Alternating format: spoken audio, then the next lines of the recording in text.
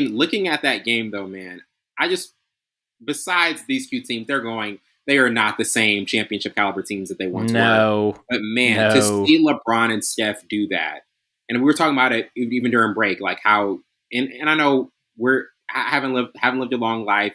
I'm biased because it's really the only full era I've seen. It's an era that we remember so much, finals after finals. Like, what did you think about that performance? Don't From both teams? apologize for it, Wellington. When we're old, we can still hang Yeah, on to this yeah. just the way all of the Jordan Oh, trust me, fanatics, and I I'm will not be holding dissing on you to all out there. it. I will be holding on to this era and mentioning it. When we have gray hair, we will still be looking back to this era as the golden age of our basketball. 2017, man, Unless 2017. Wemby and Chet and SGA all pan out to be all that, then and we will have Luka, so Luka will be Yes. exciting, I think, for a lot of years. But it's hard to envision anything coming close. Yeah, I mean, I'm just going to echo everything basically you said. So it's going to sound like I'm just repeating what Wellington said. All the feels, all the nostalgia. I was pulling for Steph just because I will always be a Steph fan because it's the reason why I even watch the NBA to this day. I Wow. remember, I remember the I don't think it was a playoff game. It was a regular season game, the game against the Pelicans, where he went bonkers and did that crazy fadeaway shot from the dead corner, coffin corner of the three to win it at the end. I think that was a I playoff can't game. remember if it was. I think it was a playoff Was game. it a playoff game? I think 2015. it was. So I think it was 2015, the first year that they went with that Warriors run, and that was when I started to get into NBA. It was that, and then also the iconic bang when Oh yeah, the he OKC. marches up with OKC. OKC, yeah, and absolutely broke their hearts, and that was the beginning of my love for the NBA, as a result of Steph seeing this incredible baby-faced assassin that will just absolutely gut you like a fish because of his constant hustle and movement, and his just ability to take shots that he should absolutely not take and make them look like he could drain it in his sleep, because he can't drain it in his sleep because he's Steph stinking Curry.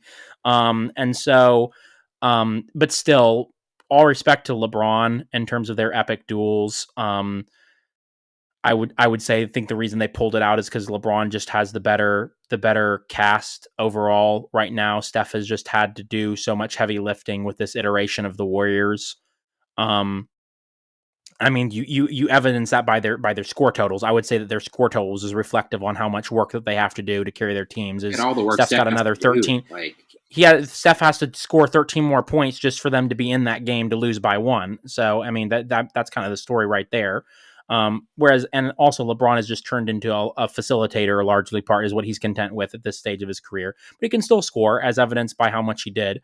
But yeah, it just was very much an instant classic, just a very one of the few double overtimes I can remember in NBA history. oh, Like wow. you do not see a lot of double overtimes in the NBA, I feel like.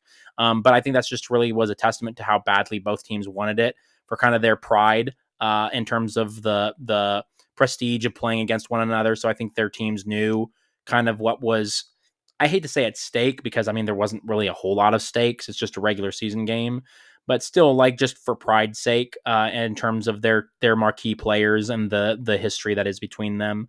And you could tell after the game, it still was all love between the two of them, that they do have a great respect for each other. I Yeah, think, Steph said to at LeBron. this Steph stage said of to their LeBron, career. like, how do we keep getting better? Like, I think they're just like, even at this stage of our career, we can still put up these type of performances, and that's a testament to Yeah. how great those guys are. And so it's just awesome to watch as a fan because you're getting transported back to 2015, 2016. As bad as LeBron had it, 2017, 2018. That obviously not as much because LeBron was just, the deck was stacked against him those 2 years with KD. That was just cheat code. It's like that. It's like that. I don't know if you've seen it, but there's a screenshot of, like, I think 2017 or 2018, and like 5 defenders are around LeBron, and it's just like, he has no help.